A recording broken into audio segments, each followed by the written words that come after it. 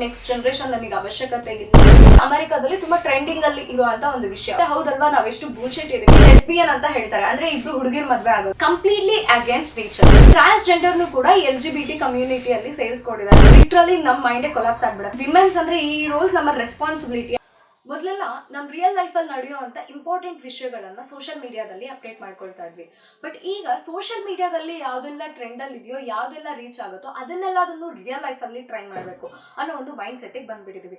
So ಈ social media, extreme social media influence ಮತ್ತು ಈ ಎಕ್ಸ್ಟ್ರೀಮ್ ವೆಸ್ಟರ್ನ್ ಕಲ್ಚರ್ ಇನ್ಫ್ಲುಯೆನ್ಸ್ ಇದೆಲ್ಲ ಎಷ್ಟು ಪ್ರಾಬ್ಲಮೆಟಿಕ್ ಸಿಚುಯೇಷನ್ನ ನಮ್ಮ ಸುತ್ತ ಕ್ರಿಯೇಟ್ ಮಾಡ್ತಾ ಇದೆ ಅನ್ನೋದಕ್ಕೆ ತುಂಬ ಟಾಪಿಕ್ಗಳನ್ನ ನಾವು ಇತ್ತೀಚೆಗೆ ಮಾತಾಡ್ತಾನೆ ಇದ್ದೀವಿ.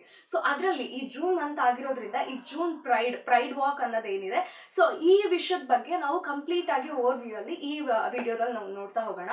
ಅಂಡ್ ಅದರಿಂದ ಅದು ಎಷ್ಟು ಪ್ರಾಬ್ಲಮೆಟಿಕ್ ಆಗಿದೆ ಅಂಡ್ ಅದರಿಂದ ಎಷ್ಟು ಬುಲ್ಶಿಟ್ ಆಗಿರೋ ವಿಷಯಗಳನ್ನ ನಮ್ಮ ಯಂಗ್ಸ್ಟರ್ಸ್ಗೆ ಅವ್ರು ಇನ್ಫ್ಲುಯೆನ್ಸ್ ಮಾಡಕ್ಕೆ ಟ್ರೈ ಮಾಡ್ತಿದ್ದಾರೆ ಅನ್ನೋ ಒಂದು ಓವರ್ ಆಲ್ ವ್ಯೂ ಪಾಯಿಂಟ್ ನಿಮಗೆ ಸಿಗ್ತಾ ಹೋಗುತ್ತೆ.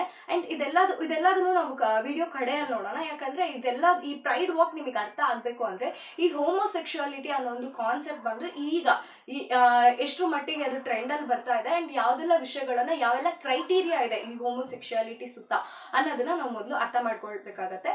ನಿಮ್ಮಲ್ಲಿ ತುಂಬಾ ಜನ ಕನ್ಸಿರ್ಬೋದು, ಈ ಸೋಷಿಯಲ್ ಮೀಡಿಯಾದಲ್ಲಿ ಇತ್ತೀಚೆಗೆ ತುಂಬಾನೇ ಟ್ರೆಂಡ್ ಅಲ್ಲಿ ಓಡ್ತಾ ಇದೆ. ಲೈಕ್ LGBTQA+ ಆ ಥರ ತುಂಬಾ ಒಂದಿಷ್ಟು ಸ್ಪೆಲ್ಲಿಂಗ್ಸ್, ABCD ಫುಲ್ ಸ್ಪೆಲ್ಲಿಂಗ್ಸ್ನ ಇಟ್ಕೊಂಡ್ಬಿಟ್ಟಿರ್ತಾರೆ. ಸೊ ಈ ರೀತಿಯಾಗಿರೋ ವಿಷಯಗಳು ಅಂಡ್ ಇದ್ರ ರೀತಿಯಾಗಿ ಬರುವಂತ ಈ ಮಾಸ್ ಮೀಡಿಯಾದಲ್ಲಿ ಬರೋ ಕೆಲವೊಂದು ವಿಷಯಗಳು, ಅಂದ್ರೆ ಈ ಮೂವಿಯಲ್ಲಾಗಿರ್ಬೋದು, ವೆಬ್ ಸೀರೀಸ್ ಅಲ್ಲಾಗಿರ್ಬೋದು, ಅದರ ಜಸ್ಟಿಫಿಕೇಶನ್ ಅನ್ನು ಕೊಡುವಂತ ವಿಷಯಗಳು ಅಂಡ್ ಅದರಲ್ಲಿರೋ ಪಾಸಿಟಿವ್ ನೋಟ್ನ ಹೇಳ್ತೀವಿ ಅನ್ನೋ ರೀತಿಯಾದ ವಿಷಯಗಳು. ಸೊ ಈ ರೀತಿಯಾದ ಕಂಟೆಂಟ್ಸ್ನ ನೀವು ನೋಡಿರ್ಬೋದು. ಆ್ಯಂಡ್ ಅದ್ರ ಬಗ್ಗೆ ಕೆಲವರಿಗೆ ಓಕೆ ಒಂದು ಸ್ವಲ್ಪ ನಾಲೆಡ್ಜ್ ಇರುತ್ತೆ ಆ್ಯಂಡ್ ಕೆಲವರಿಗೆ ಅದ್ರ ಬಗ್ಗೆ ಅಷ್ಟಾಗಿ ನಾಲೆಡ್ಜ್ ಇಲ್ಲದೆ ನೀವು ಇಗ್ನೋರ್ ಕೂಡ ಮಾಡಿರ್ಬೋದು. ಅಮೆರಿಕಾದಲ್ಲಿ ತುಂಬ ಟ್ರೆಂಡಿಂಗಲ್ಲಿ ಇರುವಂಥ ಒಂದು ವಿಷಯ, ಓಕೆನಾ. ಸೊ ಅಲ್ಲಿ ಈ ಲೆಸ್ಬಿಯನ್ ಅಂತ ಹೇಳ್ತಾರೆ, ಅಂದರೆ ಇಬ್ರು ಹುಡುಗಿರ್ ಮದುವೆ ಆಗೋದು, ಆ್ಯಂಡ್ ಗೇಸ್ ಅಂತ ಹೇಳ್ತಾರೆ, ಇಬ್ರು ಹುಡುಗರು ಮದುವೆ ಆಗೋದು, ಆ್ಯಂಡ್ ಕ್ವೇರ್ ಅಂತ ಹೇಳ್ತಾರೆ. ಅದು ಇಟ್ಸ್ ಲೈಕ್ ತುಂಬಾ ಸ್ಟ್ರೇಂಜ್. ಅಂದರೆ ಅವ್ರು ಒಬ್ಬೊಬ್ರು ಒಂದೊಂದು ಕ್ವೇರ್ ಅಂತ ಅವರು ಐಡೆಂಟಿಫೈ ಮಾಡ್ಕೊಳ್ತಿದ್ದಾರೆ, ಅಂದರೆ ಅವ್ರು ಯಾವ ರೀತಿ ಬೇಕಾದರೂ ಇರ್ಬೋದು.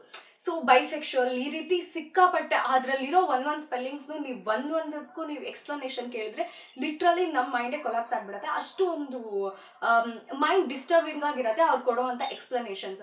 ಆ್ಯಂಡ್ ಇದೆಲ್ಲ ಓಕೆ ಅವ್ರಿಗೆ ಫೀಲ್ ಆಗ್ತಿದೆ ಅಂತ ನೀವು ಹೇಳ್ಬೋದು. ಬಟ್ ಇದ್ರ ಮಧ್ಯದಲ್ಲಿ ಇನ್ನೊಂದು ಆ್ಯಕ್ಚುಲಿ ಇಲ್ಲಿ ಸ್ಕ್ಯಾಮ್ ಏನಪ್ಪ ಅಂತಂದರೆ, ಟ್ರಾನ್ಸ್ಜೆಂಡರ್ನು ಕೂಡ LGBT ಕಮ್ಯುನಿಟಿಯಲ್ಲಿ ಸೇರಿಸ್ಕೊಂಡಿದ್ದಾರೆ. ಬಟ್ ಆ್ಯಕ್ಚುಲಿ ಟ್ರಾನ್ಸ್ಜೆಂಡರ್ ಬಂದು ಈ ಕಮ್ಯುನಿಟಿಯಲ್ಲಿ ಸೇರೋದೇ ಇಲ್ಲ ಅನ್ನೋ ರೀತಿಯಲ್ಲಿ ತುಂಬ ಜನ ಸ್ಕಾಲರ್ಸ್ ಬಂದು ಇಲ್ಲಿ ಜಗಳ ಮಾಡ್ತಾನೆ ಇದ್ದಾರೆ. ಆ್ಯಂಡ್ ಇದು ವರ್ಲ್ಡ್ ವೈಡ್ ಟಾಪಿಕ್ ಕೂಡ. ಯಾಕೆ ಅಂತಂದರೆ ಈ ಟ್ರಾನ್ಸ್ಜೆಂಡರ್ ಅನ್ನೋ ಒಂದು ಕಮ್ಯುನಿಟಿ ಏನಿದೆ, ಅಂದರೆ ಮಂಗಳಮುಖಿಯರು ಅಂತ ಹೇಳ್ತೀವಿ ನಾವು. ಸೊ ಇದು ಬಂದು ಮೆಡಿಕಲಿ ಆ್ಯಂಡ್ ಫಿಸಿಕಲಿ ಅವ್ರಿಗಿರೋ ಅಂಥ ಒಂದು ಪ್ರಾಬ್ಲಮ್ ಅಂತ ನಾವು ಹೇಳ್ಬೋದು.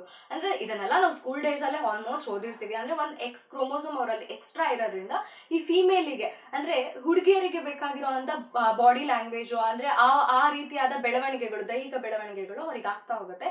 ಸೊ ಅವರಿಗೆ ಈ ಕಡೆ ಈ ರೀತಿಯಲ್ಲೂ ಇರೋಕ್ಕಾಗದೆ ಈ ರೀತಿಯಲ್ಲೂ ಇರೋಕ್ಕಾಗದೆ ಒಂದು ಮೆಂಟಲಿ ತುಂಬ ಸ್ಟ್ರಗಲ್ಸ್ನ ಪಡ್ತಾ ಇರ್ತಾರೆ. ಕೆಲವರು ಅದನ್ನು ಓವರ್ಕಮ್ ಮಾಡಿ ಒಂದು ಅವ್ರಿಗೆ ಅಂತ ಒಂದು ಬೌಂಡ್ರಿನ ಕ್ರಿಯೇಟ್ ಮಾಡ್ಕೋತಾರೆ. ಈ ರೀತಿಯಲ್ಲಿ ನಡೆಯುವಂಥ ವಿಷಯ. ಬಟ್ ಇದೆಲ್ಲದಕ್ಕೆ ಒಂದು ಬಯಾಲಜಿಕಲ್ ರೀಸನ್ ಅನ್ನೋದು ಇರುತ್ತೆ, ನಾವೇ ಕೂಡ ಅದನ್ನು ಓದಿರ್ತೀವಿ. ಆ್ಯಂಡ್ ಇದೆಲ್ಲದನ್ನು ಅವರನ್ನು ಯಾವುದೇ ಒಂದು ರೀತಿಯಲ್ಲೂ ಇಲ್ಲಿ ಯಾರು ರಿಜೆಕ್ಟ್ ಮಾಡೋದಾಗಲಿ ಅಥವಾ ಅವರನ್ನು ಒಂದು ಸರ್ಕಲಿಂದ ದೂರ ಇಟ್ಟಿದ್ದಾಗಲಿ ಇದುವರೆಗೂ ಎಲ್ಲೂ ಅಷ್ಟು ಎಕ್ಸ್ಟ್ರೀಮ್ ಆಗಿ ನಾವು ನೋಡೋದಕ್ಕಾಗೋದಿಲ್ಲ. ಇನ್ಫ್ಯಾಕ್ಟ್ ಯಾವುದೇ ಪುರಾಣಗಳಲ್ಲಿ ನಾವು ನೋಡಿದ್ರೂ ಕೂಡ ಅವರಿಗೆ ಒಂದು ಒಳ್ಳೆ ಉಲ್ಲೇಖಗಳನ್ನೇ ಕೊಟ್ಟಿರ್ತಾರೆ, ಒಂದು ಒಳ್ಳೆ ಸ್ಥಾನಮಾನನೇ ಕೊಟ್ಟಿರ್ತಾರೆ. ಯಾಕಂದರೆ ಅದು ಅವರ ಆಯ್ಕೆ ಅಲ್ಲ, ಅದು ನೇಚರ್ಲಿ ಅವರಿಗೆ ಆ ರೀತಿಯಾದ ಒಂದು ವಿಷಯ ತಗ್ಲಿರೋದ್ರಿಂದ ನಾವು ಅದನ್ನು ಅಕ್ಸೆಪ್ಟ್ ಮಾಡ್ಕೊಂಡಿದ್ದೀವಿ ಅನ್ನೋ ಒಂದು ವಿಚಾರ. ಬಟ್ ಇದೆಲ್ಲ ವಿಷಯಗಳು ಬೇರೆಲ್ಲ ಏನೇನು ಹೇಳಿದೆ, ಈ ಲೆಸ್ಬಿಯನ್ಸ್ ಆಗಲಿ, ಗೇಸ್ ಆಗಲಿ, ಬೈಸೆಕ್ಷುವಲ್ ಸಮಥಿಂಗ್ ಎಲ್ಲ ಏನೇನು ಹೇಳಿದೆ, ಇದೆಲ್ಲದು ಬಂದು ಅವರೇ ಆಯ್ಕೆ ಮಾಡ್ಕೊಂಡಿರೋ ಒಂದು ವಿಚಾರ. ಅಂದರೆ ನನಗೆ ಈಗ ಫೀಲ್ ಆಗ್ತಿದೆ ಅಂದರೆ ಇದು ಕಂಪ್ಲೀಟ್ಲಿ ಮೆಂಟಲಿ ಇರುವಂಥ ವಿಷಯ. ಸೊ ಮೆಂಟಲಿ ನಮಗೊಂದು ಪ್ರಾಬ್ಲಮ್ ಆಗ್ತಿದೆ ಅಂತ ಅಂದರೆ ನಾವು ಮೆಂಟಲಿ ಅದನ್ನು ಕ್ಯೂರ್ ಮಾಡ್ಕೋಬೇಕಾ ಅಥವಾ ಅದನ್ನು ಅಡಾಪ್ಟ್ ಮಾಡಿಕೊಂಡು ನಮ್ಮ ಲೈಫ್ ಸಿಚುಯೇಷನ್, ನಮ್ಮ ಸರೌಂಡಿಂಗ್ಸ್ನ ನಾವು ಬದಲಾಯಿಸ್ಬೇಕಾ ಅಂತ ಯೋಚನೆ ಮಾಡಿ ನೋಡಿ. ಇದು ಕಂಪ್ಲೀಟಾಗಿ ನಾನು ತುಂಬ ಹಾರ್ಶಾಗಿ ಅವ್ರಿಗೆ ಆಪೋಸಿಟಾಗಿ ಮಾತಾಡ್ತಾ ಇರೋ ರೀತಿಯಲ್ಲಿ ಇರುತ್ತೆ. ಬಟ್ ಇದೆಲ್ಲ ಈ ವಿಡಿಯೋ ಕಂಪ್ಲೀಟ್ ಆಗೋ ಟೈಮಲ್ಲಿ ನಿಮಗೆ ಅನಿಸ್ತಾ ಹೋಗುತ್ತೆ, ಹೌದಲ್ವಾ ನಾವೆಷ್ಟು ಬುಲ್ಶಿಟ್ ಇದ್ದೀವಿ, ಯಾಕೆ ಈ ರೀತಿಯಲ್ಲಿ ಪ್ರಾಬ್ಲಮ್ ಆಗ್ತಿದೆ, ನಾವು ಯಾಕೆ ಈಗ ಮಾತಾಡಲೇಬೇಕು ಅಂತಂದರೆ ತುಂಬ ಸೆಲೆಬ್ರಿಟೀಸ್ ಇದನ್ನ ಫಾಲೋ ಮಾಡ್ತಿದ್ದಾರೆ ಇತ್ತೀಚೆಗೆ. ಎಸ್ಪೆಷಲಿ ಬಾಲಿವುಡ್ ಸೆಲೆಬ್ರಿಟೀಸ್ ಆಗಿರಲಿ, ಹಾಲಿವುಡ್ ಸೆಲೆಬ್ರಿಟೀಸ್ ಆಗಿರಲಿ, ಇದನ್ನು ತುಂಬಾ ಅಂದರೆ ಅವರು ಅದನ್ನು ಪ್ರಮೋಟ್ ಮಾಡ್ತಿದ್ದಾರೆ ಒಂದು ರೀತಿಯಲ್ಲಿ ಅಂತ ಹೇಳ್ಬೋದು. ಯಾಕಂದ್ರೆ ಇವರನ್ನೆಲ್ಲ ನಾವು ಅಕ್ಸೆಪ್ಟ್ ಮಾಡ್ಕೊತಾ ಇದೀವಿ ಅಂದಾಗ ನಾವು ಒಂದು ರೀತಿಯಲ್ಲಿ ತುಂಬ ಬ್ರಾಡ್ ಮೈಂಡೆಡ್ ಅನ್ನೋ ಬ್ರಾಡ್ ಮೈಂಡೆಡ್ ನಾವು ಅನ್ನೋ ರೀತಿಯಲ್ಲಿ ನಮ್ಮನ್ನೇ ನಂಬಿಸ್ತಾ ಇದ್ದಾರೆ. ಬಟ್ ಆ್ಯಕ್ಚುಲಿ ಆ ರೀತಿಯಲ್ಲಿ ಇದೆಯಾ? ಖಂಡಿತವಾಗ್ಲೂ ಇಲ್ಲ. ಸೊ ಓಕೆ, ಅದೆಲ್ಲ ಬಿಡೋಣ, ನಮ್ಮ ವ್ಯೂ ಪಾಯಿಂಟ್ಸ್ ಬಿಡೋಣ, ಈ ಪ್ರಾಬ್ಲಮಿಗೆ ಬರೋಣ. ಸೊ ಈ ರೀತಿಯಾದ ಈ ಹೋಮೋಸೆಕ್ಷುಯಾಲಿಟಿ ಅನ್ನೋದನ್ನ ಇತ್ತೀಚೆಗೆ ಸಿಕ್ಕಾಪಟ್ಟೆ ಪ್ರಮೋಟ್ ಮಾಡ್ತಿದ್ದಾರೆ. ಸೊ ಇಂಡಿಯಾದಲ್ಲಿ ಕೂಡ ಆ ರೀತಿ ಸಿಕ್ಕಾಪಟ್ಟೆ ಮ್ಯಾರೇಜ್ಗಳು ನಡೀತು. ಕೇರಳದಲ್ಲಿ, ನಾರ್ತ್ ಇಂಡಿಯಾದಲ್ಲಿ ಸಿಕ್ಕಾಪಟ್ಟೆ ಎಲ್ಲ ನಡೀತು, ಆಯ್ತಾ? ಸೊ ಇದೆಲ್ಲದೂ ಒಂದ್ ಕಡೆ ಇರಲಿ, ಆ್ಯಂಡ್ ಇದರಲ್ಲಿಂದ ಪ್ರಾಬ್ಲಮ್ ಏನು ನಿಮಗೆ ಅನ್ನೋ ರೀತಿಯಾದ ಕ್ವೆಶನ್ ನೀವು ಕೇಳ್ತೀರಾ ಖಂಡಿತವಾಗ್ಲೂ. ಸೊ ಇದೆಲ್ಲದನ್ನು ಒಂದು ಸೈಡಲ್ಲಿ ಇಡೋಣ. ಇದು ಹೋಮೋಸೆಕ್ಷುಯಾಲಿಟಿ ಆಗಿರಲಿ, ಅವ್ರ ಸೆಕ್ಷುಯಾಲಿಟಿ ಅವ್ರವ್ರ ಚಾಯ್ಸ್ ಅನ್ನೋ ರೀತಿಯಲ್ಲಿ ಆಗಿರಲಿ, ಆ್ಯಂಡ್ ಅವ್ರ ಮ್ಯಾರೇಜ್ ಕೂಡ ಅವ್ರ ಚಾಯ್ಸ್. ಇದರಿಂದ ಅವ್ರಿಗೆ ಆ ರೀತಿಯಲ್ಲಿ ಫೀಲ್ ಆಗ್ತಾ ಇದೆ, ಇದು ಮೆಂಟಲಿ ಪ್ರಾಬ್ಲಮ್ ಇದ್ರೂ ಕೂಡ ಅದು ಅವರ ಪ್ರಾಬ್ಲಮ್ ಅನ್ನೋ ರೀತಿಯಲ್ಲಿ ಹೇಳೋದೆಲ್ಲ ಒಂದು ಕಡೆ ಇರಲಿ. ಆ್ಯಂಡ್ ಇದರಿಂದ ಸೊಸೈಟಿಯಲ್ಲೇ ಆಗುವಂಥ ಚೇಂಜಸ್ ಬಗ್ಗೆ ಇವಾಗ ಮಾತಾಡ್ತಾ ಹೋಗೋಣ. ಮೊದಲನೇದಾಗಿ ಇಟ್ಸ್ ಕಂಪ್ಲೀಟ್ಲಿ ಅಗೇನ್ಸ್ಟ್ ನೇಚರ್. ಖಂಡಿತವಾಗ್ಲೂ ಇದು ಪ್ರಕೃತಿಗೆ ಕಂಪ್ಲೀಟ್ ಆಗಿ ಆಪೋಸಿಟ್ ಅಲ್ಲಿ ಇರುವಂತ ಒಂದು ವಿಷಯ. ಯಾಕಂದ್ರೆ ಈ ಪ್ರಕೃತಿಯಲ್ಲಿ ನೀವು ಯಾವುದೇ ಜೀವ ಸಂಕುಲನ ನೋಡಿರ್ಬೋದು, ಅದರ ಸರ್ವೈವಲ್ ಇನ್ಸ್ಟಿಂಕ್ಟ್ ಹೇಗಿರುತ್ತೆ ಅಂದ್ರೆ ಅದರ ಸರ್ವೈವಲ್ಲೇ ಅದಕ್ಕೆ ತುಂಬಾ ಇಂಪಾರ್ಟೆಂಟ್ ಆಗಿರುತ್ತೆ, ಆ್ಯಂಡ್ ನೆಕ್ಸ್ಟ್ ಜನರೇಷನ್ ಬಂದು ತುಂಬಾ ಇಂಪಾರ್ಟೆಂಟ್ ಆಗಿರುತ್ತೆ. ಬಟ್ ಈ ಹೋಮೋಸೆಕ್ಷುಯಾಲಿಟಿನ ಇವ್ರು ಓವರ್ ಪ್ರಮೋಟ್ ಮಾಡೋದ್ರಿಂದ ಮೇನ್ ಪ್ರಾಬ್ಲಮ್ ಏನಾಗುತ್ತೆ ಅಂತಂದ್ರೆ ನೆಕ್ಸ್ಟ್ ಜನರೇಷನ್ ಇಲ್ಲಿ ಕ್ವೆಶನ್ ಮಾರ್ಕ್ ಆಗುತ್ತೆ. ಸೊ ಇದಕ್ಕೆ ನೀವು ತುಂಬಾ ಜನ ಹೇಳ್ಬೋದು, ಓಕೆ ಚೈಲ್ಡ್ ಬೇರಿಂಗ್ ಬಂದು ಅಂದ್ರೆ ಮಕ್ಕಳನ್ನ ಹೆರೋದು ಬಂದು ಅವ್ರವ್ರ ಚಾಯ್ಸ್, ಸೊ ಅವ್ರಿಗೆ ಅದ್ರಲ್ಲಿ ಇಂಟ್ರೆಸ್ಟ್ ಇಲ್ವೇನೋ, ನಾವು ಹಾಗೆ ಬಿಟ್ಬಿಡೋದು ಒಳ್ಳೇದಲ್ವಾ ಅಂತ ನಿಮಗೆ ಅನ್ನಿಸ್ಬೋದು. ಬಟ್ ಜಸ್ಟ್ ಇಮ್ಯಾಜಿನ್, ಈ ಪಾಪ್ಯುಲೇಷನ್ ಅಲ್ಲಿ 50% ಆಫ್ ಪೀಪಲ್ ಇದೇ ಕಮ್ಯುನಿಟಿಗೆ ನಾನು ಜಾಯ್ನ್ ಆಗ್ತೀನಿ ಆ್ಯಂಡ್ ನೆಕ್ಸ್ಟ್ ಜನರೇಷನ್ ನನಗೆ ಅವಶ್ಯಕತೆ ಇಲ್ಲ ಅಂತ ಡಿಸಿಷನ್ ತಗೊಳ್ಳೋದೇ ಆದರೆ, ನಮ್ಮ ಕಂಟ್ರಿ ಆಗಲಿ, ಓಕೆ ನಮ್ಮ ಕಂಟ್ರಿವರೆಗೂ ಯೋಚನೆ ಮಾಡೋದು ಬೇಡ, ಆ್ಯಂಡ್ ಕಂಪ್ಲೀಟ್ ಆಗಿ ಈ ಹ್ಯೂಮನ್ ಬೀಯಿಂಗ್ ಅನ್ನೋದು ನೆಕ್ಸ್ಟ್ ಕ್ವೆಶನ್ ಮಾರ್ಕ್ ಆಗಿ ಉಳಿದ್ಬಿಡತ್ತೆ ಖಂಡಿತವಾಗ್ಲೂ, ಅಲ್ವಾ? ಸೊ ಆ ರೀತಿಯಲ್ಲಾದರೂ ನಾವು ಯೋಚನೆ ಮಾಡಲೇಬೇಕು. ಆ್ಯಂಡ್ ಇದೆಲ್ಲದೂ ಒಂದು ಕಡೆ ಓಕೆ ನಾವು ಸೆಲ್ಫಿಶ್ ಆಗೇ ಇರ್ತೀವಿ ಅನ್ನೋ ರೀತಿಯಲ್ಲಿ ನೀವು ಆಕ್ಸೆಪ್ಟ್ ಮಾಡ್ಕೊಳ್ಳೋದೇ ಆದ್ರೂ ಕೂಡ ನಿಮ್ಮ ಮೆಂಟಾಲಿಟಿಗೆ ಇದು ಎಷ್ಟೆಲ್ಲ ಅಫೆಕ್ಟ್ ಆಗುತ್ತೆ ಅಂತ ನೋಡೋಣ. ಯಾಕಂದ್ರೆ ಇದುವರೆಗೂ ರಿಸರ್ಚರ್ಸೇ ಹೇಳಿರೋ ಹಾಗೆ ಒಂದು ಫ್ಯಾಮಿಲಿ ಅನ್ನೋ ಒಂದು ಎನ್ವಿರಾನ್ಮೆಂಟಲ್ಲಿ ಬೆಳೆಯುವಂಥ ಅಥವಾ ಆ ರೀತಿಯಾದ ಒಂದು ಎನ್ವಿರಾನ್ಮೆಂಟಲ್ಲಿ ನಾವು ಇರುವಾಗ ನಮ್ಮ ಮೆಂಟಲ್ ಸ್ಟೇಟುನು ಅಥವಾ ಫ್ಯಾಮಿಲಿ ಏನು ಇಲ್ಲದೆ ಈ ರೀತಿ ಅಬ್ನಾರ್ಮಲ್ ಕಂಡೀಷನ್ನಲ್ಲಿ ಇರೋ ಅಂಥ ಒಂದು ಹ್ಯೂಮನ್ ಬೀಯಿಂಗ್ನ ನೇಚರ್ ಆಗಲಿ ಅಥವಾ ಅವ್ರ ಮೆಂಟ್ಯಾಲಿಟಿ ಆಗಲಿ ತುಂಬಾ ಡಿಫ್ರೆಂಟ್ ಆಗಿರುತ್ತೆ ಅಂತ ಹೇಳ್ತಾರೆ. ಫಾರ್ ಎಕ್ಸಾಂಪಲ್ ಈಗ ಇಂಡಿಯನ್ ಕಲ್ಚರಲ್ಲೇ ಕೂಡ ನಾವು ತಗೊಳ್ಬೋದು.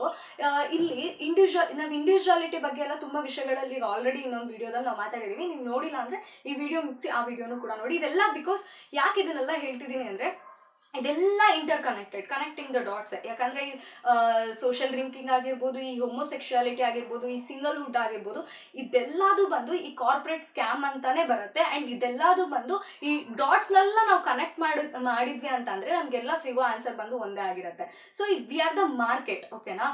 ಈ ವಿಷಯಗಳನ್ನೆಲ್ಲ ಅಬ್ಸರ್ವ್ ಮಾಡಿ. ಯಾಕಂದರೆ ಈಗ ಒಂದು ಚೈಲ್ಡ್ ಬೇರ್ ಮಾಡಬೇಕು ಅನ್ನೋ ಒಂದು ವಿಷಯ ಏನಿದೆ, ಇದು ಒಂದು ರೀತಿಯಲ್ಲಿ ನ್ಯಾಚುರಲ್ ಆಗಿ ನೇಚರಲ್ಲಿ ಪ್ರಾಕೃತಿಕವಾಗಿ ನಮಗೆ ಒಂದು ಏಜ್ ಅಲ್ಲಿ ಬರೋ ಅಂತ ಒಂದು ಆಸೆ.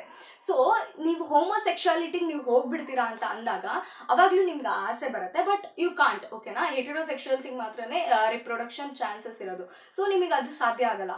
ಬಟ್ ಆದರೂ ನಿಮಗೆ ಮಾಡ್ಕೊಳ್ಬೇಕು ಅಂತ ಅನಿಸಿದಾಗ ಆಬ್ವಿಯಸ್ಲಿ ನೀವು IVF ಏನೇನೇನೇನೋ ಟೆಕ್ನಾಲಜೀಸ್ ಇದೆ, ಈಗ ಟೆಸ್ಟ್ ಟ್ಯೂಬ್ಸ್ ಅವೆಲ್ಲ ಟ್ರೈ ಮಾಡ್ತೀರಾ, ಈ ಸರೋಗಸಿ ಟ್ರೈ ಮಾಡ್ತೀರಾ, ಇವೆಲ್ಲ ಟ್ರೈ ಮಾಡ್ತೀರಾ. So end of the result ಏನಪ್ಪ ಅಂತಂದ್ರೆ ಇಲ್ಲಿ ಈ IVF ರಿಲೇಟೆಡ್ ಟೆಕ್ನಾಲಜೀಸ್ ಎಲ್ಲ ಏನಿದೆ ಅಂದರೆ ಆರ್ಟಿಫಿಷಿಯಲಿ ಬೇಬಿ ಗ್ರೋತಿಂಗ್ ಟೆಕ್ನಾಲಜೀಸ್ ಎಲ್ಲ ಏನಿದೆ, ಆ ಟೆಕ್ನಾಲಜೀಸ್ ಬೂಮ್ ಬಂದು ನೆಕ್ಸ್ಟ್ ಲೆವೆಲಲ್ಲಿ ಇರುತ್ತೆ ನೆಕ್ಸ್ಟ್ ಕಮಿಂಗ್ ಜನರೇಷನಲ್ಲಿ, ಓಕೆನಾ? ಒಂದು ನ್ಯಾಚುರಲ್ ಆಗಿ ನಡೀತಾ ಇದ್ದಿದ್ದ ವಿಷಯನ ಈಗ ನೆಕ್ಸ್ಟ್ ಫುಲ್ ಆರ್ಟಿಫಿಷಿಯಲಿ ಮಾಡಬೇಕಾದ್ರೆ ಕಂಪ್ಲೀಟಾಗಿ ನೀವು ಅದಕ್ಕೋಸ್ಕರನೇ ಒಂದು ನಿಮ್ಮ ಲೈಫ್ ಟೈಮ್ನ ಎಲ್ಲರೂ ಪ್ರತಿಯೊಬ್ಬರೂ ಅದ್ರ ಸುತ್ತಾನೆ ಇರೋ ರೀತಿಯಲ್ಲಿ ಆಗುತ್ತೆ.